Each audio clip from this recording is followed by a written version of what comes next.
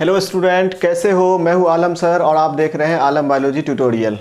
हम लोग क्लास 12 का 11th चैप्टर पढ़ रहे हैं, बायोटेक्नोलॉजी प्रिंसिपल एंड प्रोसेस। इस चैप्टर में हम लोग काफ़ी चीज़ पढ़ चुके हैं, ठीक है। हम लोग जो नेक्स्ट टॉपिक पढ़ेंगे वो टॉपिक होगा आपका जेल इलेक्ट्रोफोरेसिस। इससे पहले हम कहीं ना कहीं इंट्रोडक्शन ऑफ बायोटेक्नोलॉजी को पढ़ चुके हैं और इंट्रोडक्शंस के अलावा हम रिकॉम्बिनेंट डीएनए टेक्नोलॉजी के बारे में थोड़ा बहुत पढ़ चुके हैं, ठीक है। और कहीं ना कहीं रिकॉम्बिनेंट डीएनए टेक्नोलॉजी को अब हम नेक्स्ट लेक्चर में उसको कंप्लीट एक प्रोसेस, रिकॉम्बिनेंट टेक्नोलॉजी का कंप्लीट प्रोसेस को बताएंगे, ठीक है। हम अभी क्या पढ़ रहे थे, तो हम अभी कहीं ना कहीं लास्ट लेक्चर में हम टूल्स के बारे में पढ़ रहे थे, ठीक है। टूल्स में क्या क्या होता है, रिकॉम्बिनेंट डीएनए टेक्नोलॉजी का टूल्स क्या है। तो हम बोलते हैं रिकॉम्बिनेंट डीएनए टेक्नोलॉजी का जो टूल्स है वो 3 टूल्स होता है, ठीक है। एक एंजाइम होता है, दूसरा आपका जो होता है वो है आपका क्लोनिंग वेक्टर और तीसरा है कॉम्पिटेंट होस्ट, ठीक है। हम ये तीनों चीज़ को डिफरेंट लेक्चर में कवर कर चुके हैं, ठीक है। इसके अलावा हम एक टेक्निक भी पढ़ चुके हैं जिसको हम बोलते हैं पीसीआर, पॉलीमरेज चेन रिएक्शंस, ठीक है। हम लोग आज दूसरा चीज़ पढ़ेंगे, वो पढ़ेंगे हम लोग जो आज पढ़ेंगे वो पढ़ेंगे जेल इलेक्ट्रोफोरेसिस, ठीक है। जेल इलेक्ट्रोफोरेसिस क्या होता है? देखो, जेल इलेक्ट्रोफोरेसिस क्या होता है, ठीक है। जेल इलेक्ट्रोफोरेसिस प्रोसेस हमें करने की ज़रूरत क्यों पड़ती है? सबसे पहले तो हम इस चीज़ को समझें। देखो, जेल इलेक्ट्रोफोरेसिस की ज़रूरत क्यों है? ज़रूरत इसलिए है जेल इलेक्ट्रोफोरेसिस का कि जब हम रिकॉम्बिनेंट डीएनए टेक्नोलॉजी करवाते हैं तो रिकॉम्बिनेंट डीएनए टेक्नोलॉजी में सबसे पहले हम अपना डिज़ायरेबल डीएनए ऑब्टेन करते हैं किसी ऑर्गेनिज्म से, ठीक है। क्या करते हैं? डिज़ायरेबल डीएनए को ऑब्टेन करते हैं।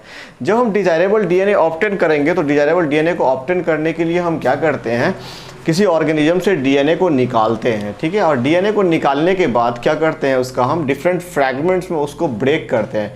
क्यों? क्योंकि हमें कंप्लीट डीएनए तो हमें चाहिए होगा नहीं, ठीक है। उस डीएनए का, जो किसी भी ऑर्गेनिज्म का हम डीएनए ले रहे हैं, उस डीएनए का कुछ पार्ट्स चाहिए होता है जो हमारा डीएनए ऑफ इंटरेस्ट है या हमारा डिज़ायरेबल डीएनए है, ठीक है। वो हमें चाहिए होता है, ठीक है। तो हम क्या करते हैं, उसका डीएनए को आइसोलेट्स करते हैं और डीएनए को आइसोलेट करने के बाद उसको हम रेस्ट्रिक्शन इंडोन्यूक्लियेज की मदद से फ्रैगमेंट में डिवाइड करते हैं, ठीक है। फिर उस फ्रैगमेंट्स में जब डिवाइड करेंगे तो ऑब्वियसली डिफरेंट साइज का हमें क्या मिल जाएगा, डीएनए मिल जाएगा, ठीक है।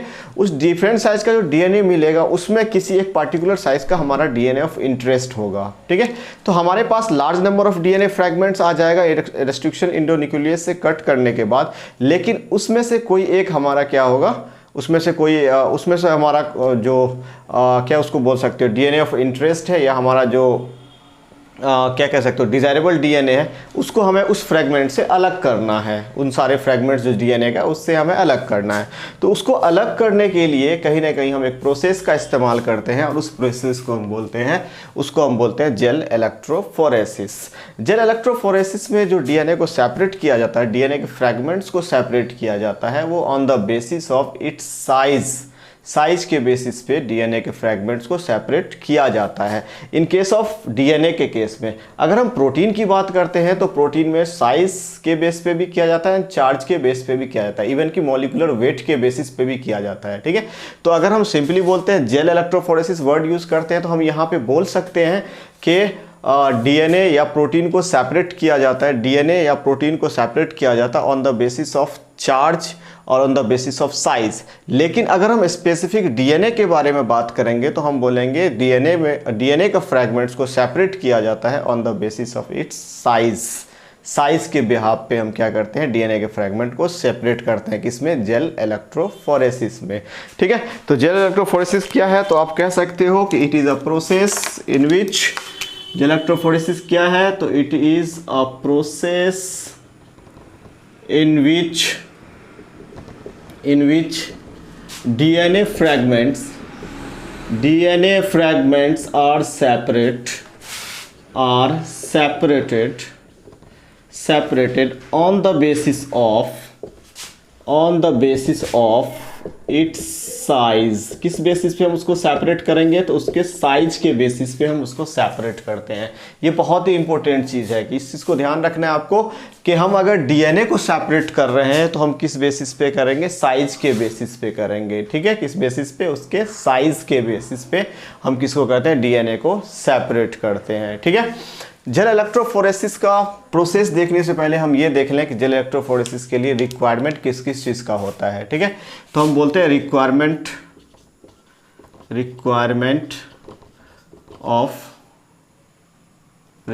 For gel electrophoresis, gel electrophoresis के लिए किस किस चीज़ का रिक्वायरमेंट है। तो सबसे पहले तो हम देखते हैं कि इसके लिए जो रिक्वायरमेंट है वो इलेक्ट्रोफोरेटिक यूनिट का रिक्वायरमेंट होता है। Electrophoretic unit. अब कहोगे सर ये इलेक्ट्रोफोरेटिक यूनिट क्या है, कुछ समझ में नहीं आया कि इलेक्ट्रोफोरेटिक यूनिट है क्या। तो अगर हम इलेक्ट्रोफोरेटिक यूनिट्स की बात करते हैं तो हम कहते हैं कि हमें क्या चाहिए होता है इलेक्ट्रोफोरेटिक यूनिट्स में, सिंपली हमको क्या क्या रिक्वायरमेंट होता है, ठीक है। तो इलेक्ट्रोफोरेटिक यूनिट की अगर हम बात करते हैं तो हम सिंपली बोलते हैं कि जेल को कास्ट करने वाला जेल कास्टिंग बॉक्स चाहिए, जेल कास्टिंग बॉक्स चाहिए, या सिंपली हम बोलते हैं जेल कास्टिंग चैम्बर चाहिए, ठीक है। मतलब जिसके अंदर हम जेल को डालेंगे। जेल हम कौन सा इस्तेमाल करते हैं यहाँ पे, एग्रो जेल का इस्तेमाल करते हैं डीएनए को सेपरेट करने के लिए, ठीक है। किसका इस्तेमाल करते हैं हम, एग्रो जेल का इस्तेमाल करते हैं डीएनए को सेपरेट करने के लिए, ठीक है। या हम सिंपली बोल सकते हैं इसको इलेक्ट्रोफोरेटिक चैम्बर चाहिए हमको। ये क्या होता है इलेक्ट्रोफोरेटिक चैम्बर। इलेक्ट्रोफोरेटिक चैम्बर कहने का मतलब है कुछ इस टाइप का बॉक्स चाहिए जिसके अंदर हम क्या करेंगे, जेल को रन करवाएंगे, ठीक है। जेल को रन करवाने के लिए हमें एक कास्टिंग बॉक्स चाहिए होता है या हम इलेक्ट्रोफोरेटिक चैम्बर चाहिए होता है, ठीक है। इसके अलावा और क्या चाहिए होता है, तो और हम कह सकते हैं कि यहाँ पे आपका कुछ पावर के लिए हम इलेक्ट्रिक सोर्स ले लेते हैं। क्या ले लेते हैं, इलेक्ट्रिक सोर्स ले लेते हैं, ठीक है। इलेक्ट्रोफोरेटिक यूनिट्स में और क्या, तो ऑब्वियसली हम इलेक्ट्रोड्स भी दो लेते हैं। इलेक्ट्रोड्स कौन कौन सा होगा, तो एक आपका कैथोड होगा और एक आपका हम एनोड ले लेते हैं, ठीक है। ये तो आपका इलेक्ट्रोफोरेटिक यूनिट के अंदर आ जाएगा, ठीक है। इलेक्ट्रोफोरेटिक यूनिट के अलावा आपका क्या हम यूज़ करते हैं, इलेक्ट्रोफोरेटिक यूनिट, ठीक है। और एक और चीज़ यूज़ कर लेते हैं हम, कहीं ना कहीं कम्ब का इस्तेमाल करते हैं। किसका इस्तेमाल करते हैं, कम्ब, कंघे जैसा स्ट्रक्चर होगा उसका हम इस्तेमाल करेंगे। अभी हम स्ट्रक्चर ड्रॉ करेंगे तो आपको ज़्यादा क्लियर होगा। देखो इलेक्ट्रोफोरेटिक यूनिट इस टाइप से कुछ होगा, एक बॉक्स होगा छोटा सा, ठीक है। एक बॉक्स होगा जिस बॉक्स के अंदर कहीं ना कहीं हम जेल को कास्ट करेंगे, और जेल को कास्ट करने के बाद साइड से इसका कुछ इस टाइप का स्ट्रक्चर होता है, ठीक है। जिसमें हम क्या करते हैं, जिसमें डिफरेंट आपको कम्ब लगा देते हैं। यहाँ पे हम कम्ब को इस टाइप से फंसा देते हैं, ठीक है। और कम्ब को फंसाने के बाद यहाँ पे कम्ब लगाते हैं। कौन सा कम्ब लगाते हैं, ये वाला कम्ब लगाते हैं, ठीक है। जब हम अभी इसका प्रोसेस पे आएंगे तो हम स्ट्रक्चर अच्छे से ड्रॉ करेंगे, ठीक है। तो फिलहाल ये समझो कि एक बॉक्स है, ठीक है।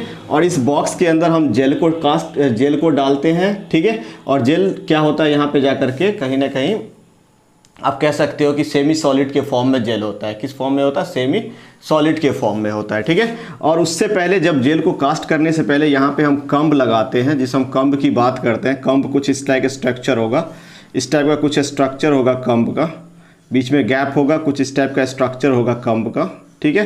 तो ये कम्ब कहीं ना कहीं हम बीच में यहाँ पे फंसा देते हैं, यहाँ पे हम इस टाइप से इसको फंसा देते हैं, ठीक है। देन हम इसके अंदर जेल को कास्ट करते हैं, और जब जेल को हम कास्ट करेंगे इसके अंदर तो कहीं ना कहीं जहाँ पे आपका ये वाला पोर्शन है वहाँ पे वेल्स टाइप का स्ट्रक्चर बन जाएगा। वहाँ पे क्या बन जाएगा, वेल्स टाइप का स्ट्रक्चर बन जाएगा, ठीक है। तो इस चीज़ को हम अभी आगे बताएंगे, क्लियर ना। तो हम इसका इस्तेमाल करते हैं, इलेक्ट्रोफोरेटिक यूनिट्स होता है। इलेक्ट्रोफोरेटिक यूनिट्स के अलावा हम क्या लेंगे, तो इसके अलावा हम इस प्रोसेस में बफर का इस्तेमाल करते हैं। किसका इस्तेमाल करते हैं, बफर का इस्तेमाल करते हैं। देखो बफर क्या होता है, बफर एक ऐसा सॉल्यूशन है जो पीएच चेंज को रेसिस्ट करता है। बफर क्या होता है, एक सॉल्यूशन है जो क्या करेगा, पीएच चेंज को रेसिस्ट करेगा। जैसे हमारा ब्लड है, हमारा ब्लड क्या होता है, 7.4 पीएच का होता है, ठीक है। तो हमारे ब्लड के अंदर अगर हमारे डाइट के अकॉर्डिंग उसका पीएच चेंज हो सकता है, लेकिन कहीं ना कहीं हमारे ब्लड के अंदर हिस्टीडीन जैसे एमिनो एसिड होता है जो क्या करता है, हमारे ब्लड का जो बफर होता है वो हमेशा 7.4 मेंटेन रखता है, ठीक है। तो कहने का मीनिंग ये है कि बफर्स वो सॉल्यूशन होगा, तो हम ब्लड को कह सकते हैं कि हमारा ब्लड बफर है, ठीक है, बफर सॉल्यूशन है। तो बफर हम उसको कहते हैं जो क्या करता है, पीएच चेंज को रेसिस्ट करता है, उसको हम क्या बोलते हैं, बफर बोलते हैं, ठीक है। तो हम बफर का इस्तेमाल करते हैं। अच्छा, बफर का ही हम इस्तेमाल क्यों करते हैं, हम डिस्टिल्ड वाटर का इस्तेमाल यहाँ पे क्यों नहीं कर लेते हैं? तो बफर का हम इसलिए इस्तेमाल कर लेते हैं क्योंकि इसके अंदर क्या होता है, ऑब्वियसली सॉल्ट होता है। क्या होता है, सॉल्ट होता है, ठीक है। और ये सॉल्ट इलेक्ट्रोलाइट की तरह बिहेव करेगा, और इलेक्ट्रोलाइट क्या करेगा, यहाँ पे इलेक्ट्रिक करंट के फ्लो के लिए रिस्पॉन्सिबल होगा यहाँ पे, ठीक है। इसीलिए हम यहाँ पे यूज़ करते हैं बफर का, क्योंकि बफर क्या देगा, इलेक्ट्रोलाइट प्रोवाइड करवाएगा, ठीक है। नेक्स्ट और क्या यूज़ कर लेते हैं, तो यहाँ पे हमारा डीएनए फ्रैगमेंट्स तो होगा ही, डीएनए फ्रैगमेंट्स होगा, ठीक है। इसके अलावा कुछ डाई इस्तेमाल कर लेते हैं हम इस प्रोसेस में, और वो डाई क्या है, तो डाई आपका यहाँ पे जो यूज़ करते हैं वो है एथिडियम ब्रोमाइड, वो यूज़ करते हैं आपका एथिडियम ब्रोमाइड, एथिडियम ब्रोमाइड का यूज़ करते हैं हम डाई के रूप में यहाँ पे, ठीक है। इसके अलावा जो इस प्रोसेस में यूज होता है वो होता है यूवी चैम्बर, यूवी चैम्बर का इस्तेमाल किया जाता है, ठीक है। तो ये डिफरेंट चीज़ें जो आपको कहीं ना कहीं रिक्वायरमेंट है किस चीज़ के लिए, जेल इलेक्ट्रोफोरेसिस करवाने के लिए, ठीक है। बाद में अगर इसका हम ब्लॉटिंग करवाते हैं, जेल का अगर ब्लॉटिंग करवाते हैं तो उसके लिए हमें और भी चाहिए होता है, ठीक है, वो हम बाद में देखेंगे, क्लियर। तो फिलहाल हम इसको देखते हैं कि जेल इलेक्ट्रोफोरेसिस के लिए किस किस चीज़ का रिक्वायरमेंट है। हाँ, इसके लिए और भी एक चीज़ चाहिए जो कहीं ना कहीं इंपॉर्टेंट है, वो है आपका एग्रोज जेल। अब एग्रोज जेल चाहिए होगा, क्या चाहिए होगा, एग्रोज जेल। तो ये सारा चीज़ का रिक्वायरमेंट होता है। जेल इलेक्ट्रोफोरेटिक यूनिट्स होता है, इलेक्ट्रोफोरेटिक यूनिट्स के अंदर जो हमारा जेल कास्टिंग बॉक्स है जिसके अंदर हम कास्ट करेंगे जेल को, ठीक है, वो होगा, या इलेक्ट्रोफोरेटिक चैम्बर उसको बोला जाता है। उसके अलावा आपका कुछ इलेक्ट्रिक सोर्स होगा, इलेक्ट्रिक सोर्स के अलावा इलेक्ट्रोड, एनोड एंड कैथोड होगा, देन कम्ब होगा, ठीक है।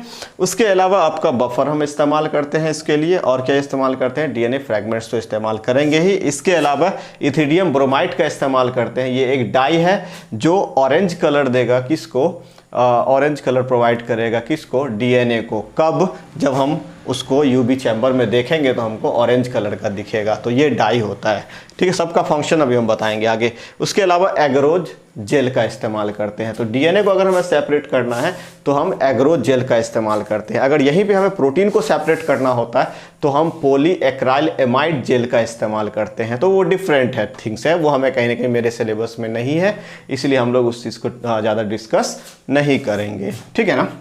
तो हम कहाँ पे आते हैं, एग्रोज जेल। एग्रोज जेल कहाँ से ऑब्टेन किया जाता है, तो हम बोलते हैं सिंपली एक ये नेचुरल पॉलीमर है, ये क्या है, नेचुरल पॉलीमर है, ये क्या है, नेचुरल पॉलीमर है। सिंपली अगर आप बोलो तो आप बोल सकते हो ये एक पॉलीसेकेराइड है। ये क्या है आपका, एक पॉलीसेकेराइड है। ये क्या है, एक पॉलीसेकेराइड है। ये ऑब्टेन किया जाता है, obtain from seaweed, obtain from seaweed, seaweed से ऑब्टेन किया जाता है। किससे ऑब्टेन किया जाता है, सीवीड से ऑब्टेन किया जाता है। कौन, एग्रोज जेल। तो एग्रोज जेल ऑब्टेन किया जाता है सीवीड से, ठीक है। तो ये सारा चीज़ का हमें रिक्वायरमेंट होगा किस चीज़ के लिए, जेल इलेक्ट्रोफोरेसिस करवाने के लिए। बात समझ में आ रही है, इन सब चीज़ का रिक्वायरमेंट होगा। आप स्क्रीनशॉट ले सकते हो, क्लियर ना। नेक्स्ट हम देखते हैं कि अब हम देखते हैं स्ट्रक्चर ऑफ इलेक्ट्रोफोरेटिक यूनिट। हम इसका स्ट्रक्चर देख लेते हैं, क्लियर। नेक्स्ट हम देखते हैं structure of electrophoretic unit, structure of electrophoretic unit. तो क्या होता है, structure of electrophoretic unit, structure of electrophoretic units. देखो इसका स्ट्रक्चर कैसा होता है, हम वर्टिकल भी बनाते हैं और हॉरिजॉन्टल भी, दोनों टाइप से बना सकते हैं, बट इसका हम ऐसे ही ड्रॉ करते हैं। आपको एक आपका इलेक्ट्रोफोरेटिक यूनिट्स इस टाइप से आपका स्लैब बनेगा।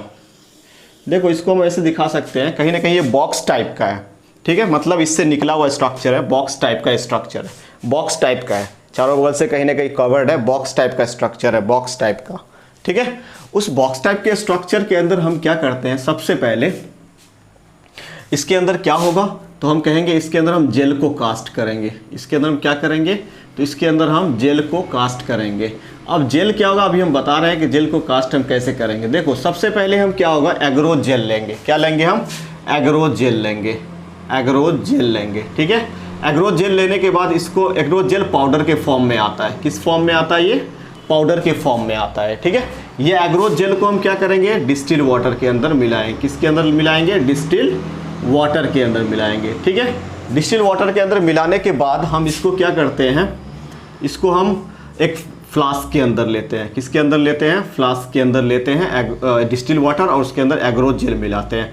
फ्लास्क के अंदर इसको हम मिक्स कर दिए, ठीक है। फ्लास्क के अंदर मिक्स कर दिए, देन हम फ्लास्क को कहीं ना कहीं कवर अप कर देते हैं और इसको ऑटोक्लेव में हीट कर देते हैं। ऑटोक्लेव एक इंस्ट्रूमेंट होता है जिसके अंदर स्टेरलाइज होता है, किसी भी मीडियम का स्टेरलाइजेशन करवाया जाता है, ठीक है। तो हम क्या करते हैं? इसको हम ऑटोक्लेव के अंदर प्लेस कर देते हैं। ऑटोक्लेव के अंदर जो टेम्परेचर होता है नियर अबाउट 120 डिग्री सेल्सियस और 1515 साई, कुछ ऐसा आपका प्रेशर होता है, ठीक है। तो ये टेम्परेचर एंड प्रेशर किसके अंदर होता है? ऑटोक्लेव के अंदर होता है, ठीक है। ताकि अगर कोई हमारा इम्प्योरिटीज़ है या तो कोई हमारा पैथोजन उसके अंदर है तो वो किल हो जाए। वैसे इतना टेम्परेचर देने की ज़रूरत नहीं है, लेकिन फिर भी हम कहीं ना कहीं ऑटोक्लेव के अंदर इसको क्या बोलते हैं? स्टेरलाइज कर लेते हैं ओवरऑल, ठीक है। अब हम क्या करते हैं? जब हम इसको ऑटोक्लेव के अंदर डालते हैं, जब हीट करते हैं इसको, तो हीट करने के बाद क्या होता है? जो एग्रोथ जेल है, वो डिस्टिल वाटर है, वो दोनों मतलब एग्रोथ जेल कंप्लीटली उसके अंदर मिक्स हो जाता है, ठीक है। किसके अंदर? वाटर के अंदर मिक्स हो जाता है, ठीक है। और वो लिक्विड फॉर्म में कंप्लीटली किस फॉर्म में हो जाता है? लिक्विड फॉर्म में आ जाता है, ठीक है। फिर उसको हम ऑटोक्लेव से निकालते हैं और ऑटोक्लेव से निकालने के बाद उसको हम क्या करते हैं? ये जो बॉक्स है हमारा, ठीक है, कुछ देर के लिए पहले इसको हम कूल होने देते हैं। लगभग 40 डिग्री तक जब वो आ जाता है, ऑलमोस्ट 40-45 डिग्री तक जब आ जाता है हमारा, ठीक है, देन उसको हम क्या करते हैं? इस बॉक्स के अंदर, जो बॉक्स है हमारा, कौन सा बॉक्स है? इलेक्ट्रोफोरेटिक बॉक्स है, कह सकते हो इलेक्ट्रोफोरेटिक चैम्बर है, ठीक है। उसके अंदर हम उसको कास्ट कर देते हैं, उसके अंदर उसको पोर कर देते हैं, उसके अंदर डाल देते हैं उसको, ठीक है। और जब उसके अंदर हम उसको डालते हैं और कुछ देर के लिए जब उसको हम छोड़ देते हैं, ठीक है। अच्छा, डालने से पहले एक चीज़ और ध्यान हमें रखना होता है कि जब हम इस बॉक्स के अंदर डाल रहे होते हैं उससे पहले यहाँ पे हम कम्ब लगा देते हैं। जो कम्ब की हम बात किए थे वो कम्ब हम कुछ इस टाइप से, क्योंकि कम्ब का ये क्या बोल सकते हो उसको? दांत बोल सकते हो, ठीक है। कम्ब का जो आगे वाला सिरा होता है उसको हम इस तरह से फंसा देते हैं हर जगह, इस तरीके से हम उसको डाल देते हैं कम्ब को, ठीक है। तो कम्ब को हम इस तरीके से डाल देंगे पहले, ठीक है। और डालने के बाद हम क्या करते हैं? इसके अंदर जेल को कास्ट कर देते हैं, जेल को पोर कर देते हैं, ठीक है। कुछ देर तक जब हम उसको छोड़ते हैं तो छोड़ने के बाद जब वो कहीं ना कहीं टेम्परेचर उसका डाउन होता है तो वो सॉलिडिफाई हो जाता है। तो ऐसा नहीं कि कंप्लीट सॉलिड हो जाएगा, वो सेमी सॉलिड के फॉर्म में, जेल के फॉर्म में आ गया। किस फॉर्म में आ गया? जेल के फॉर्म में, सेमी सॉलिड के फॉर्म में आ जाता है। जब वो सेमी सॉलिड के फॉर्म में आ जाता है तब हम क्या करते हैं? यहाँ से कम्ब जो हमने डाला था वो कम्ब को हम निकाल लेते हैं। और कम्ब को जब हम निकालेंगे तो यहाँ पर आपका क्या बन जाएगा? छोटा छोटा वेल्स बन जाएगा। क्या बन जाएगा? छोटा छोटा आपका वेल्स बन जाएगा, ठीक है। ये वेल्स बन जाएगा, डिफरेंट वेल्स। ये डिपेंड करेगा कि कम्ब कितना, कम्ब का जो आगे वाला पोर्शन था वो कितना इसके अंदर ये किया गया है, उतना उस हिसाब से क्या बन जाएगा? आपका वेल्स बन जाएगा। और ये वेल क्या होगा? ये वेल्स वो स्ट्रक्चर होगा, ये वेल्स वो स्ट्रक्चर होगा जिसके अंदर हम सैंपल को पोर करेंगे। सैंपल हमारा यहाँ पे क्या है? डीएनए फ्रेगमेंट्स वाला सॉल्यूशन है, ठीक है। वो सैंपल को हम इसके अंदर इंसर्ट करेंगे। किसके अंदर? वेल के अंदर इंसर्ट करते हैं, ठीक है। अब ये वेल्स वाला पोर्शन, मान लो ये वेल्स वाला पोर्शन है और इसके अंदर बाकी क्या है?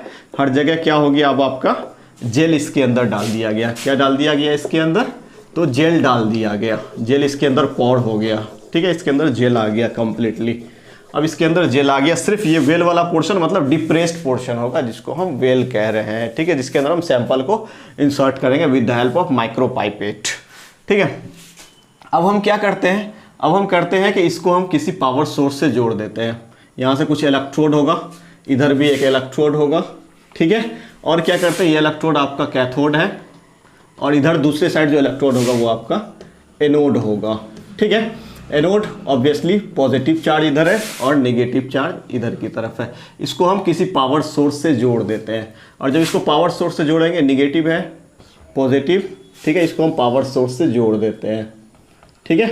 देखो, तो ये पूरा का पूरा यूनिट्स आपका क्या कहलाएगा? इलेक्ट्रोफोरेटिक यूनिट कहलाएगा। क्या कहलाएगा? ये इलेक्ट्रोफोरेटिक यूनिट कहलाएगा। बात समझ में आ रही है? जिसके अंदर ये एक चैम्बर है, ठीक है। उसके अलावा यहाँ पे हमारा वेल्स बन गया, इसके ऊपर कैथोड है, इधर एनोड है, ठीक है। और कहीं ना कहीं हम इलेक्ट्रिक सोर्स देते हैं। तो ये सारा का सारा आपका बन जाएगा इलेक्ट्रोफोरेटिक यूनिट्स बन जाएगा। क्लियर? बात समझ में आ रही है? अब हम क्या करते हैं? देखो, इस प्रोसेस में हम क्या करते हैं यहीं से हम समझते हैं, बाकी प्रोसेस को हम यहीं से समझते हैं। क्या करते हैं इसके बाद हम, जो हमारा यहाँ पे वेल्स बन गया, ये वेल्स बन गया, ठीक है। तो सबसे पहले हम इसको पावर सोर्स से कनेक्ट नहीं करके इसको हम ऐसे डिसकनेक्ट करके स्टार्ट में रखते हैं, ठीक है। स्टार्ट में क्या करते हैं, उसको हम डिसकनेक्ट करके रखते हैं, ठीक है। और देन हम क्या करते हैं, इसके अंदर ये वेल्स जो है, इसके अंदर हमारा जो डीएनए फ्रैगमेंट्स का सॉल्यूशन बनाया है हमने, उस डीएनए फ्रैगमेंट्स को हम इसके अंदर इंसर्ट करते हैं। हर किसी के अंदर हम डीएनए फ्रैगमेंट्स को इंसर्ट करते हैं, ठीक है, विद द हेल्प ऑफ माइक्रोपाइपेट। माइक्रोपाइपेट कहीं ना कहीं आप कह सकते हो कि जैसे सिरिंज होता है वैसे ही होता है, ठीक है, लेकिन कहीं ना कहीं माइक्रोपाइपेट से हम माइनर से माइनर मतलब माइक्रोलीटर में कुछ सैंपल को इंसर्ट कर सकते हैं, ठीक है। तो यहाँ पे हम 20 माइक्रोलीटर 50 माइक्रोलीटर किस रिक्वायरमेंट के अकॉर्डिंग हम कहीं ना कहीं इंसर्ट करते हैं इसके अंदर, ठीक है। तो हम कहीं ना कहीं इसके अंदर सैंपल, इसके अंदर क्या करते हैं, हम सैंपल को इंसर्ट कर देते हैं। अच्छा, एक सैंपल को हम यहाँ पे मार्कर डीएनए लगा देते हैं। मार्कर डीएनए एक के अंदर होता है। मार्कर डीएनए मतलब वो डीएनए जिसका सीक्वेंस हमें नोन होता है, जिसका सीक्वेंस हमें पता होता है। क्यों? क्योंकि मार्कर डीएनए जैसे चलेगा तो मार्कर डीएनए हमको क्या बताएगा, डिफरेंट साइज को कहीं ना कहीं ये बताएगा मार्कर डीएनए हमारा, ठीक है। मार्कर डीएनए का साइज हमें क्या होता है, नोन होता है। इसका साइज क्या होगा, हमें नोन होगा, पता होगा, ठीक है। जैसे मान लो यहाँ पे आपका कुछ 10 KB है, 20 KB, 30 KB या 30 बेस पेयर, सीधा समझो बेस पेयर ले लेते हैं हम, चलो बेस पेयर का इतना बेस पेयर का यहाँ आएगा, 40 बेस पेयर का, 50 बेस पेयर का, ठीक है, 60 बेस पेयर का, 100 बेस पेयर का, मान लो यहाँ पे है कुछ 100 बेस पेयर का, ठीक है। यहाँ पे हम मान लेते हैं कुछ 70 बेस पेयर का। तो कहने का मतलब कि हम लास्ट में एक मार्कर डीएनए वाला सैंपल लेते हैं जिसका सीक्वेंस हमें ऑलरेडी पता होता है। और क्यों ऐसा लेते हैं, हम ऐसा इसलिए लेते हैं क्योंकि अगर ये हमारा इसका सीक्वेंस हमें ऑलरेडी पता है कि जैसे यहाँ पे अगर कोई डीएनए आ रहा है तो उसका साइज क्या है, 10 बेस पेयर का है। तो इट मीन्स अगर इसमें जो हम सैंपल डाले हैं उस सैंपल्स में से कोई डीएनए रन करके यहाँ पे आ रहा है तो हम कह सकते हैं इससे कंपेयर करके कि इसका साइज क्या है, ये वाले डीएनए का साइज क्या होगा, ठीक है। तो उसके लिए हमें कहीं ना कहीं मार्कर डीएनए का इस्तेमाल करना पड़ता है, क्योंकि इसी से हम कंपेयर करेंगे, ये सैंपल जो मूव करेगा उस सैंपल में डीएनए कहाँ जाएगा वो हम इसी से कंपेयर करेंगे कि उसका साइज क्या हो सकता है। बात समझ में आ रही है आपको? ठीक है। तो अब हम क्या करते हैं, सारे वेल्स के अंदर हम सैंपल को इंसर्ट कर देते हैं। और सैंपल क्या होता है आपका, तो सैंपल आपका क्या है, तो सैंपल आपका डीएनए फ्रैगमेंट्स है, ठीक है। डीएनए फ्रैगमेंट्स का सैंपल को हम इसके अंदर इंसर्ट कर देते हैं, ठीक है, इंसर्ट कर देते हैं। अच्छा, सैंपल जब हम इंसर्ट करते हैं तो उसके साथ हम इथेरियम ब्रोमाइड साथ में भी ले सकते हैं और इथेरियम ब्रोमाइड हम बाद में भी लेते हैं, ठीक है। कहीं ना कहीं जब हमारा जेल बन जाता है तो उस जेल को हम कहीं ना कहीं इथेरियम ब्रोमाइड से वॉश कर देते हैं या उसके अंदर हम डाल देते हैं। तो हम दोनों काम कर सकते हैं, लेकिन कभी कभी क्या होता है कि सैंपल के साथ ही हम इथेरियम ब्रोमाइड लेकर के साथ में भी डाल सकते हैं। मतलब इथेरियम ब्रोमाइड का हम दोनों जगह इस्तेमाल कर सकते हैं, जेल रन कराने के बाद भी इस्तेमाल कर सकते हैं और साथ में भी, सैंपल के साथ में भी हम क्या कर सकते हैं, इस्तेमाल कर सकते हैं इथेरियम ब्रोमाइड का, ठीक है। अब हम सबके अंदर सैंपल डाल दिए और सैंपल डालने के बाद देन हम इसको कनेक्ट कर देते हैं। क्या करते हैं, इसको कनेक्ट कर देते हैं। और इसको जैसे ही कनेक्ट करेंगे तो हमारा डीएनए कौन सा चार्ज होता है, निगेटिव चार्ज होता है। तो वो किसके तरफ मूव करेगा, पॉजिटिव चार्ज एनोड की तरफ मूव करेगा। किसके तरफ मूव करेगा, पॉजिटिव चार्ज एनोड की तरफ मूव करेगा। कौन, हमारा डीएनए। लेकिन वो डीएनए जो मूव करेगा तो इस बीच में क्या है, इस बीच में आपका जेल है, इस बीच में क्या है, आपका जेल है, ठीक है। तो जेल है, जेल किस कंसंट्रेशन पे डिपेंड करेगा कि जेल का कंसंट्रेशन क्या है, उस हिसाब से डीएनए मूव करेगा। मान लो अगर जेल का कंसंट्रेशन ज़्यादा है, ठीक है, तो ज़्यादा है तो इसके अंदर पोर का साइज क्या होगा, कम होगा। देखो जेल जो होगा, जेल अंदर ही अंदर मेस लाइक स्ट्रक्चर बनाएगा। जेल अंदर ही अंदर क्या बनाएगा, मेस लाइक स्ट्रक्चर, इस टाइप का मेस लाइक स्ट्रक्चर बनाएगा जेल, ठीक है, मेस लाइक स्ट्रक्चर बनाएगा। तो इसमें डिफरेंट पोर साइज है, कुछ का साइज बड़ा है, कुछ का साइज छोटा है, कुछ का साइज ज़्यादा बड़ा है, तो डिफरेंट पोर साइज है, ठीक है। तो कहीं ना कहीं जब डीएनए यहाँ से रन करना स्टार्ट करेगा, चलना यहाँ से स्टार्ट करेगा, ठीक ठीक है। तो हम कहेंगे जो छोटे साइज का डीएनए होगा वो आगे की तरफ मूव करेगा ज़्यादा। क्यों मूव करेगा ज़्यादा? क्योंकि इस जेल का जो सीविंग इफेक्ट है, सीविंग इफेक्ट का मतलब उसके अंदर जो पोर्स है, ठीक है, उस पोर्स से क्या होगा, छोटा वाला डीएनए जल्दी निकल जाएगा, बड़े वाले डीएनए थोड़ा लेट से निकलेगा। ठीक है, बात समझ में आ रही है? बहुत ज़्यादा बड़ा डीएनए होगा तो वो इधर ही रुक जाएगा। कहने का मतलब ये जो डिफरेंट पोर साइज है वो पोर साइज पे डिपेंड करेगा डीएनए का मूवमेंट। ठीक है, तो ये पोर साइज जो यहाँ पे है, ये पोर का साइज बड़ा होगा या छोटा होगा, ये डिपेंड करेगा किस चीज़ पे? तो आप बोलोगे वो चीज़ डिपेंड करेगा कि यहाँ पे जेल के लिए हम कितना परसेंट क्या यूज़ कर रहे हैं, एग्रोज यूज़ कर रहे हैं, कितना हम एग्रोज यूज़ कर रहे हैं। ठीक है, अगर एग्रोज जनरली जो यूज़ किया जाता है ये सब एक्सपेरिमेंट में, वो 2 to 5%, 6% इस टाइप से इस्तेमाल किया जाता है, बहुत ज़्यादा जेल का इस्तेमाल नहीं किया जाता है। ठीक है, तो ये पोर के जैसा पोर जो बना हुआ होगा, तो हम कह सकते हैं क्या कि जो स्मॉल साइज का डीएनए फ्रैगमेंट्स होगा वो ज़्यादा स्पीड में आगे की तरफ मूव करेगा, और जो लार्ज साइज का होगा वो कहीं ना कहीं इसी रीजन में रहेगा, मतलब वेल्स के तरफ रहेगा। तो हम सिंपल इसका कॉन्सेप्ट है कि जो जितना ज़्यादा छोटा होगा, जितना छोटा होगा वो उतना ही किसके पास होगा, एनोड के पास होगा। जो जितना लार्ज होगा वो किसके पास होगा, कैथोड के साइड में होगा, या बोल सकते हो वेल्स के पास होगा। किसके पास होगा? वेल्स के पास होगा। ठीक है, तो हम बोलते हैं यहाँ पे लार्ज डीएनए होगा, उसके कंपेयर में उसके आगे क्या होगा, उससे स्मॉल डीएनए होगा, उससे स्मॉल डीएनए होगा। ठीक है, इस टाइप से कहीं ना कहीं आप बोल सकते हो कि डिफरेंट साइज का आपका क्या हो जाएगा, डीएनए का फ्रैगमेंट्स हो जाएगा, डिफरेंट साइज का आपका डीएनए का फ्रैगमेंट्स हो जाएगा। बात समझ में आ रही है? तो इस टाइप से सबसे स्मॉलेस्ट किस साइड में होगा, तो सबसे स्मॉलेस्ट किस साइड में होगा, आपका एनोड के साइड में होगा। तो क्वेश्चन कभी कभी पूछा जाता है, इस टाइप से क्वेश्चन पूछा जाता है, कोई भी साइज दे दिया, मान लो 4 साइज दे दिया आपको, 10 kb, 20 kb, 30 kb and 40 kb। ठीक है, और फिर कह दिया आपको अरेंज करने के लिए कि राइट टू लेफ्ट, या सिंपली कह दिया कि कैथोड से एनोड की तरफ साइज क्या होगा। तो हम बोलेंगे जो सबसे स्मॉलेस्ट होगा वो किधर होगा, आपका एनोड की तरफ होगा। क्यों? क्योंकि जितना छोटा उतना ज़्यादा दूर वो जेल में रन करेगा। बात समझ में आ रही है? ठीक है, तो हम बोलते हैं इस साइज का। अब हमें अगर हमारा डीएनए ऑफ इंटरेस्ट मान लो ये है, और इसका डीएनए ऑफ इंटरेस्ट हम पता करना चाहते हैं कि इसका साइज क्या है, तो इससे हम कंपेयर कर लेंगे। नीचे हमारा मार्कर डीएनए है, हमें पता चल जाएगा कि 50 kb का है, 40 kb का, कितने kb का साइज है। ठीक है, तो हम कहते हैं कि इस जेल में क्या हो गया, जैसे ही हमने सैंपल पोर्ट किया और जेल को जब रन करवाए, तो जो स्मॉल वाला है वो सबसे दूर होगा, जो लार्ज वाला है वो सबसे पास होगा। ठीक है, तो हम कह लेते हैं कि जेल इलेक्ट्रोफोरेसिस में जो सेपरेशन होगा वो on the basis of size होगा। किसके बेसिस पे होगा? साइज के बेसिस। देखो यहाँ पे हम कंफ्यूजन क्या होता है, कंफ्यूजन ये होता है, कंफ्यूज बच्चा यहाँ पे हो जाता है कि यहाँ पे तो हम चार्ज का इस्तेमाल कर रहे हैं, एक तरफ निगेटिव चार्ज है, एक तरफ पॉजिटिव चार्ज है, और डीएनए निगेटिव चार्ज है इसलिए वो पॉजिटिव की तरफ मूव कर रहा है। तो डीएनए निगेटिव चार्ज है, पॉजिटिव की तरफ मूव कर रहा है, ऑब्वियसली मूव करेगा, लेकिन सारे डीएनए कर रहा है ना, सारे डीएनए कर रहा है ना। ठीक है, लेकिन इधर स्मॉल साइज है और इधर लार्ज साइज है। ऐसा क्यों? क्योंकि जो जितना छोटा साइज होगा वो क्या करेगा, पोर से उतना जल्दी क्रॉस करेगा और कहीं ना कहीं आपका राइट साइड में आएगा। तो हम यहाँ पे किसके बेसिस पे सेपरेट कर रहे हैं, तो हम बोलेंगे यहाँ पे साइज के बेसिस पे सेपरेशन कर रहे हैं डीएनए का। ये ध्यान रखना, साइज के बेसिस पे। ठीक है, जो जितना छोटा साइज होगा वेल्स से वो उतना अवे जाएगा, जो जितना छोटा साइज होगा वेल्स से वो उतना अवे जाएगा, जो जितना बड़ा साइज होगा वो वेल्स के उतना पास होगा। बस सिंपल कॉन्सेप्ट है इसका। बात समझ में आ रही है? सिंपल कॉन्सेप्ट है इसका। ठीक है, तो प्रोसेस क्या हो गया, प्रोसेस हम लिखाएंगे नहीं, जनरली हम बता देते हैं आपको प्रोसेस क्या क्या होगा। देखो प्रोसेस क्या होगा, हमने एक क्या ले लिया, सिंपली आप बोल सकते हो इलेक्ट्रोफोरेटिक चैम्बर ले लिए।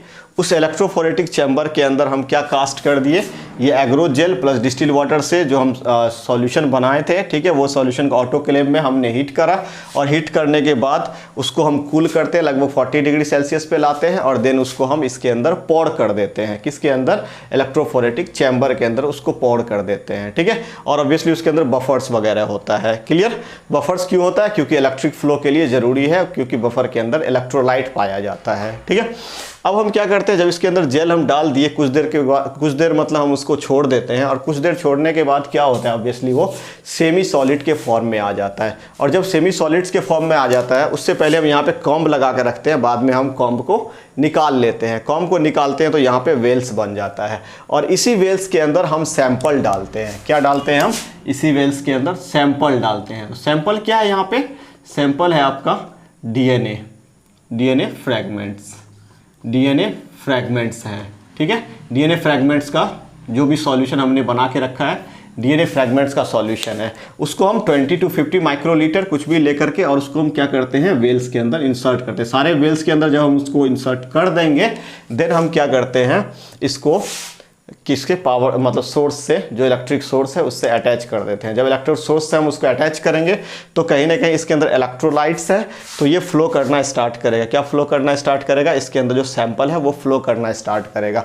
जो स्मॉल साइज का होगा वो ज़्यादा डिस्टेंस पे जाएगा, जो लार्ज साइज का होगा वो वेल्स के पास में रहेगा। तो क्वेश्चन यही पूछा जाता है कि जो छोटा साइज का होगा वो किधर की तरफ होगा, तो आप बोल सकते हैं छोटे साइज की तरफ, हम छोटा वाला जो होगा वो एनोड की तरफ होगा, और लार्ज साइज का जो होगा वो किसकी तरफ होगा, कैथोड की तरफ होगा या वेल्स के पास होगा। ठीक है, तो ये एक प्रोसेस है जिससे जेल इलेक्ट्रोफोरेसिस रन करवाया जाता है। ठीक है, अब जेल इलेक्ट्रोफोरेसिस जब रन करवा दिया गया तो हम ये चीज़ देख रहे होते हैं कहीं ना कहीं कि सैंपल कहाँ जा रहा है। सैंपल हमारा जेल के अंदर ही होना चाहिए, जेल से बाहर नहीं जाना चाहिए, नहीं तो हमारा एक्सपेरिमेंट कहीं ना कहीं सही नहीं होगा। ठीक है, तो हम क्या करते हैं, तो कहीं ना कहीं हम जैसे ही जेल लास्ट एंड पे पहुंचता है, जो हमने सैंपल डाला है वो लास्ट एंड पे जैसे ही पहुंचता है, हम क्या करते हैं, इसको डिस्कनेक्ट कर देते हैं। और जब डिस्कनेक्ट करेंगे, देन डिस्कनेक्ट करने के बाद हम क्या करते हैं, यहाँ से इस जेल को कट करके निकाल लेते हैं। जो जेल है हमारा, उस जेल को हम क्या करते हैं, यहाँ से कट करके निकाल लेते हैं। ठीक है, और कट करके निकालने के बाद देन उस जेल को हम कहाँ पे ले जाते हैं, यूवी चैम्बर के अंदर। कहाँ ले जाते हैं उसको हम? यूवी चैम्बर के अंदर ले जाते हैं। ठीक है, जब यूवी चैम्बर, हाँ एक चीज़ और, अगर इथिडियम ब्रोमाइड हम सैंपल के साथ इस्तेमाल कर लिए हैं तब तो कोई दिक्कत नहीं है। ठीक है, नहीं तो उसके बाद हम क्या करेंगे, जब जेल हमारा रन कर जाएगा देन हम उस पर इथिडियम ब्रोमाइड्स का ये करते हैं। ठीक है, इथिडियम ब्रोमाइड देन हम अप्लाई करते हैं उस पर। ठीक है, इथिडियम ब्रोमाइड अप्लाई करेंगे, इथिडियम ब्रोमाइड क्या करेगा, डीएनए से जाकर के अटैच हो जाएगा, और डीएनए से जब वो, क्योंकि ये इंटरकैलेटिंग एजेंट है, ठीक है, तो वो डीएनए के साथ जाकर के अटैच हो जाएगा। अब हम इस जेल को यहाँ से कट करके और किसके अंदर ले जाएंगे, यूवी चैम्बर के अंदर ले जाएंगे। जब यूवी चैम्बर के अंदर ले जाते हैं इस जेल को उठा करके, देन हम यूवी चैम्बर में देखते हैं तो हमें पता चलता है कि कहाँ कहाँ पे हमारा डीएनए है। ठीक है, कहाँ कहाँ पे हमारा डीएनए है। ठीक है, फिर हम क्या करते हैं, जो हमारा डीएनए ऑफ इंटरेस्ट है, मान लो यहाँ पे हमारा कुछ डीएनए ऑफ इंटरेस्ट है, इस साइज का हमें डीएनए चाहिए, और ये मान लो आपका कुछ भी 40 KB का 40 बेस पेयर का डीएनए हमें चाहिए, ये हमारा डीएनए ऑफ इंटरेस्ट है। ठीक है, तो हम क्या करते हैं, इस जेल से उसको माइक्रो नाइफ से कट करके निकाल लेते हैं। किसको? तो वो जो हमारा डीएनए ऑफ इंटरेस्ट है उसको हम क्या करते हैं, वहाँ से कट करके निकाल लेते हैं। तो जेल से जो कट करके निकालते हैं उस प्रोसेस को हम बोलते हैं इल्यूशन। उस प्रोसेस को क्या बोलते हैं हम? इल्यूशन। ठीक है, तो हम क्या करते हैं, क्या हम प्रोसेस बता रहे हैं आपको कि इस जेल को हम उठा करके कहाँ पे ले जाएंगे, ये जेल को कट करके, ठीक है, जेल को कट करके हम यूवी चैम्बर के अंदर ले जाएंगे। यूवी चैम्बर के अंदर जब ले जाते हैं तो ले जाने के बाद डीएनए को अगर हम देखते हैं तो हमें किस टाइप का दिखेगा, वो ऑरेंज कलर का दिखेगा। किस टाइप का दिखेगा? ऑरेंज कलर का दिखेगा। और फिर कहीं ना कहीं हमें साइज़ यहाँ से पता चल जाएगा, तो हमें जिस साइज़ का डीएनए चाहिए होता है उसको माइक्रो नाइफ से, माइक्रो नाइफ होता है उससे कट करके हम निकाल लेते हैं जेल से। तो जेल से डीएनए ऑफ इंटरेस्ट का वो पोर्शन को निकालना क्या कहलाता है आपका? इल्यूशन कहलाता है। क्या कहलाता है आपका? इल्यूशन कहलाता है। ठीक है, देन तो ये प्रोसेस हो गया आपका जेल इलेक्ट्रोफोरेसिस। तो जेल इलेक्ट्रोफोरेसिस में हम जेल को रन करवाएंगे, बाद में हम इल्यूशन करवा लेते हैं, डीएनए ऑफ इंटरेस्ट को वहाँ से निकाल लेते हैं। ठीक है, तो ये तो जेल इलेक्ट्रोफोरेसिस हो गया। अब हम एक दूसरा चीज़ भी करते हैं कि ये हमारे पास जब डीएनए का फ्रैगमेंट्स आ गया, डिफरेंट डीएनए का फ्रैगमेंट्स, तो उसको हम ट्रांसफ़र भी कर सकते हैं डिफरेंट क्या बोल सकते हो, डिफरेंट नाइट्रोसेलुलोज पेपर पे या नाइलॉन पेपर पे, कहीं ना कहीं हम इसको ट्रांसफ़र भी कर सकते हैं। ठीक है, तो अगर जेल का डीएनए को ट्रांसफ़र करते हैं हम किस पे, नाइट्रोसेलुलोज पेपर पे या नाइलॉन पेपर पे हम अगर ट्रांसफ़र करते हैं, उस प्रोसेस को हम बोलते हैं ब्लॉटिंग। उस प्रोसेस को हम क्या बोलते हैं? ब्लॉटिंग बोलते हैं। चलो वो भी हम देख लेते हैं थोड़ा सा। तो ये आपको आई होप सो समझ में आ रहा होगा, ठीक है। तो जो स्मॉल साइज़ का होगा वो क्या होगा, एनोड के पास होगा, जो लार्ज साइज़ का होगा वो किसके पास होगा, वेल्स के पास होगा। इसका मतलब जेल इलेक्ट्रोफोरेसिस हम किस बेसिस पे करवाते हैं, तो हम बोलेंगे जेल इलेक्ट्रोफोरेसिस जो हम करवाते हैं वो on the basis of size के बेसिस पे सेपरेशन होता है। किसके बेसिस पे, साइज के बेसिस पे। अब जो हमारा जेल पे ये है, हमारा जो जेल पे क्या है, डीएनए है, ठीक है। अगर हम उसको ट्रांसफ़र करते हैं, ठीक है, हम सिंपली बोल लेते हैं transfer of DNA from gel to nitrocellulose paper, nitrocellulose paper. इसका प्रोसेस होता है कंप्लीट, लेकिन वो प्रोसेस हमें नहीं पढ़ना है, बस जानना है कि ये सब चीज़ होता है क्या है, ठीक है। तो हम ट्रांसफ़र करते हैं डीएनए फ्रैगमेंट्स को, डीएनए को, ठीक है, या सिंपली डीएनए फ्रैगमेंट्स बोल लो, डीएनए फ्रैगमेंट्स को कहाँ से, फ्रॉम जेल से। जेल कौन सा, तो जो इलेक्ट्रोफोरेटिक जेल है उससे कहाँ ट्रांसफ़र करेंगे हम, नाइट्रोसेलुलोज पेपर पे। अगर हम डीएनए को ट्रांसफ़र करते हैं, डीएनए फ्रैगमेंट को ट्रांसफ़र करते हैं, तो इस प्रोसेस को हम बोलते हैं simply southern blotting, southern blotting बोलते हैं, ठीक है। सिंपली अगर हम ब्लॉटिंग वर्ड बोले तो ब्लॉटिंग वर्ड का मतलब होता है transfer of DNA, RNA, protein या लिपिड कहाँ से, जेल से किस पे ट्रांसफ़र करना, नाइट्रोसेलुलोज पेपर या नायलॉन पेपर पे ट्रांसफ़र करना ब्लॉटिंग कहलाता है, ठीक है। क्या कहलाता है, ब्लॉटिंग कहलाता है। लेकिन अगर हम डीएनए का ट्रांसफ़र करेंगे तो हम बोलेंगे साउदर्न ब्लॉटिंग। अगर डीएनए का ट्रांसफ़र हम करते हैं तो उसको बोलते हैं साउदर्न ब्लॉटिंग, ठीक है। तो डीएनए के लिए क्या हो गया आपका, नाइट्रोसेलुलोज पेपर का हम इस्तेमाल करते हैं। किसके लिए इस्तेमाल करते हैं, नाइट्रोसेलुलोज पेपर का इस्तेमाल करते हैं, ठीक है। और ये साइंटिस्ट का नाम है साउदर्न, तो इस प्रोसेस को हम बोलेंगे साउदर्न ब्लॉटिंग, ठीक है। अगर हम ट्रांसफ़र करते हैं किस चीज़ का, आरएनए का अगर ट्रांसफ़र करते हैं, सिंपल हम डायरेक्ट लिख लेते हैं। अगर हम आरएनए ट्रांसफ़र करते हैं, ठीक है, आरएनए अगर हम ट्रांसफ़र करते हैं, लेकिन आरएनए जो ट्रांसफ़र किया जाता है वो नायलॉन पेपर पे किया जाता है। किस पे किया जाएगा, नायलॉन पेपर पे किया जाता है। इस प्रोसेस को हम बोलते हैं नॉर्दर्न ब्लॉटिंग। क्या बोला जाता है, नॉर्दर्न ब्लॉटिंग बोला जाता है, ठीक है, नॉर्दर्न ब्लॉटिंग। अच्छा, कौन सा जेल से हम ट्रांसफ़र करेंगे, तो यहाँ पे भी जो जेल होगा वो एग्रोज जेल होगा। कौन सा जेल होगा, एग्रोज जेल होगा। डीएनए को भी ट्रांसफ़र करने के लिए हम कौन सा जेल का इस्तेमाल करते थे, तो हम बोलते हैं एग्रोज जेल का इस्तेमाल करते थे। किसका इस्तेमाल करते थे, एग्रोज जेल। तो एग्रोज जेल से नाइट्रोसेलुलोज पेपर पे ट्रांसफ़र करना डीएनए का क्या कहलाएगा, आपका साउदर्न ब्लॉटिंग कहलाएगा, ठीक है।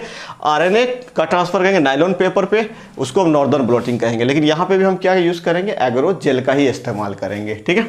अगर हम प्रोटीन का ट्रांसफ़र करवाते हैं, तो प्रोटीन का ट्रांसफ़र करवाते हैं जेल से, तो क्या होगा, तो प्रोटीन का अगर हम ट्रांसफ़र करवाते हैं तो एक अलग जेल यूज़ करते हैं, that is called polyacrylamide gel, acrylamide gel, ठीक है। देखो, प्रोटीन को जो हम रन करवाते हैं कहीं ना कहीं जेल इलेक्ट्रोफोरेसिस में, तो वहाँ पे जो हम जेल यूज़ करते हैं वो पॉलीएक्राइल एमाइड जेल यूज़ करते हैं। तो पॉलीएक्राइल एमाइड जेल से अगर हम नाइट्रोसेलुलोज पेपर पे ट्रांसफ़र करते हैं, नाइट्रोसेलुलोज पेपर पे अगर हम ट्रांसफ़र करते हैं, तो उस प्रोसेस को हम बोलते हैं वेस्टर्न ब्लॉटिंग। क्या बोलते हैं इसको हम, वेस्टर्न ब्लॉटिंग बोलते हैं। क्या बोलते हैं हम, वेस्टर्न ब्लॉटिंग बोलते हैं, ठीक है। इन सब का प्रोसेस होता है, काफ़ी लंबा प्रोसेस होता है, ठीक है। ऐसा नहीं है कि डायरेक्ट हो जाता है, प्रोसेस होता है इसका, ठीक है। बट आपको प्रोसेस नहीं जानना है, इसलिए हम सिर्फ ब्लॉटिंग के बारे में आपको बता रहे हैं, ठीक है। उसी तरीके से अगर आपका लिपिड का ट्रांसफ़र होता है, अगर लिपिड ट्रांसफ़र होता है पेपर पे, तो उसको हम सिंपली बोल लेते हैं ईस्टर्न ब्लॉटिंग, ईस्टर्न ब्लॉटिंग। तो आपको कहीं ना कहीं इस चीज़ से याद रहेगा, डिफरेंट डायरेक्शन है ये, southern blotting, northern blotting, eastern blotting, western blotting, ठीक है। तो आपको मेनली ये 3 चीज़ तो याद रखना है। भले लिपिड का आप याद रखो या ना, लिपिड का अपने आप याद हो जाएगा। जब 3 डायरेक्शन याद है तो 4था डायरेक्शन तो याद ही रहेगा, ठीक है। तो इस टाइप से हम क्या कर लेते हैं, इसका क्या कर लेते हैं, ब्लॉटिंग करवा लेते हैं, ठीक है। तो ये आपका लेक्चर, इस लेक्चर में हम लोग क्या पढ़े, तो इस लेक्चर में हम सिंपली पढ़े किस चीज़ के बारे में, जेल इलेक्ट्रोफोरेसिस के बारे में और ब्लॉटिंग के बारे में। तो जेल इलेक्ट्रोफोरेसिस किस बेस पे होता है, तो हम बोलेंगे हमेशा साइज के बेसिस पे होता है। किस बेसिस पे होता है, साइज के बेसिस पे होता है। अगर धोखे से कभी आपको अगर देता है, ऐसे तो देगा नहीं कभी, लेकिन अगर प्रोटीन के बारे में पूछता है कि प्रोटीन का सेपरेशन जेल के किस बेसिस पे होता है, तो वहाँ पे आपका चार्ज के बेसिस पे भी हो सकता है, ठीक है। वहाँ पे आपका साइज के बेसिस पे भी हो सकता है, और वहाँ पे इवन की मॉलिकुलर वेट के भी बेसिस पे भी होता है। और भी प्रोसेस है उसमें, आइसोइलेक्ट्रिक फोकसिंग एक अलग चीज़ है, वो सब उस उधर हम नहीं जाएंगे, ठीक है। जो आइसोइलेक्ट्रिक पॉइंट के बेसिस पे होता है वो सब अलग चीज़ है, ठीक है। तो हम कह लेते हैं सिंपली ऐसा कुछ होता है प्रोसेस। क्लियर ना? ठीक है, अगर आपको ये वीडियो अच्छा लगा हो तो प्लीज़ लाइक कीजिए, सब्सक्राइब कीजिए और अपने फ्रेंड्स एंड क्लासमेट में शेयर कीजिए। ठीक है, और बेल आइकन दबाना ना भूलें। ठीक है, ओके बाय।